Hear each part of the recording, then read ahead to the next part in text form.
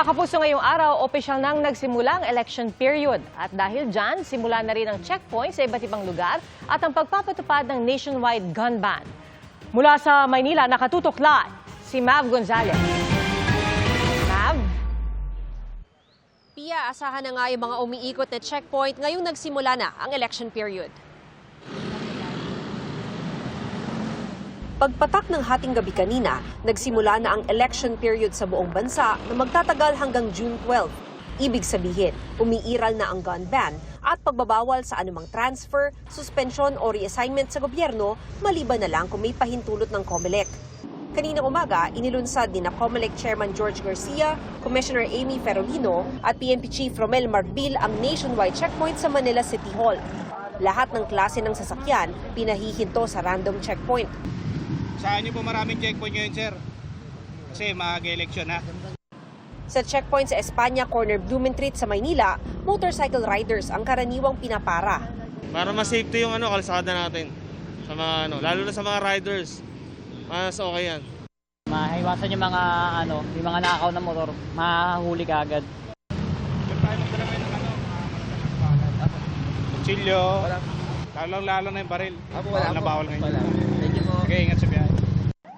Sa mahigit 1,400 checkpoints sa bansa, 4 na ang nahuli ng pulisya dahil sa paglabag sa gun ban as of 8 a.m. Ngayong election period, hindi pwedeng magbitbit ng baril kung walang makukuhang exemption mula sa COMELEC. Ang mga uniformed personnel gaya ng pulis at sundalo pwedeng magdala ng baril basta naka-duty. Kailangan din mag-apply ng exemption ng security detail ng mga kandidato. Halimbawa, wala kayong exemption mula sa Commission on Elections, kayo ay pwedeng makasuhan ng COMELEC ng election offense. 1 to 6 years imprisonment yan. At pagkatapos, tatandaan natin dahil suspended kasi yung lahat ng lisensya, violation din yan ng firearms law natin. Uutos namin arestuhin yan at ipapadisqualify natin yung mga kandidato. Sa checkpoint naman sa Aurora Boulevard Corner, Katipunan, 4 na sasakyan ang inimpound ng PNP Highway Patrol Group dahil kulang sa dokumento.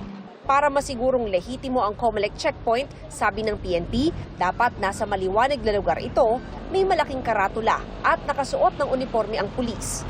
Limited lamang po yan sa visual inspection. So hindi po dapat pipilitin yung mga nakasakay po doon na buksan yung kanilang globe compartment, yung kanilang luggage compartment. Unless of course may makikita po na kahina-hinala. Pagsusuotin din ng body camera o ibang recording device ang mga pulis sa checkpoint para maging transparent. Sa ngayon, payapa pa ang election period. Wala po kami na monitor na 38 po yung nasa area natin. Gusto po natin mas mababa. Muling paalala ng COMELEC, sa February 11 pa mag-uumpisa ang campaign period.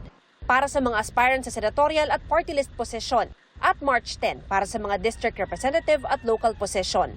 Pero sabi ni COMELEC Chairman Garcia, nadidismaya raw ang COMELEC sa mga naglalakihang poster at iba pang materyales ng political aspirants. Nakakadismaya, kaya lang pinapayagan kasi ng batas. Kung yan man ay immoral o unethical, iba pong usapan yon. Pero ang pinag-uusapan kasi legal ba yan? Ang sagot, yes. Issue ng tarpaulin, pagkalalaking mga nakikita natin mga pictures nila sa ating mga kalsada, yung mga nasa TV, radyo, dyaryo, social media, hindi pa po sila covered ng kahit na anong prohibisyon, maliban na lang sa gun ban at maliban na lang doon sa pagtatransfer, pagdi-detail, pagre-reassign ng mga nasa ahensya ng pamahalaan. Pia, pwede pa madagdagan at pwede ring ilipat itong mga COMELEC checkpoints na ito. Depende na raw yan sa magiging sitwasyon habang papalapit ang election 2025. Yan ang latest dito sa Quezon City. Balik sa iyo, Pia. Maraming salamat, Mav Gonzalez.